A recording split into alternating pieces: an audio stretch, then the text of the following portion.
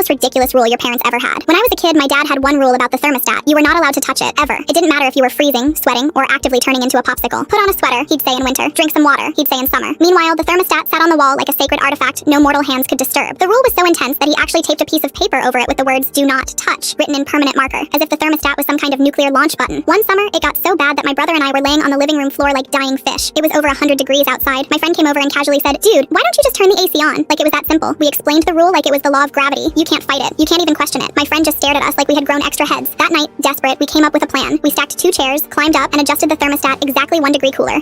Just enough to maybe survive the night without dying. The next morning, my dad walked into the kitchen, sniffed the air like a bloodhound, and narrowed his eyes. "Who touched it?" he asked. We froze. My brother immediately cracked and confessed everything. Dad walked over, peeled off the paper sign, and stared at it for a second. Then he sighed and said, "You know, I don't even remember why I made that rule." Turns out the thermostat had been broken when we first moved in years ago, and he was just paranoid about it ever since. We'd been living in self-imposed climate torture for absolutely no reason.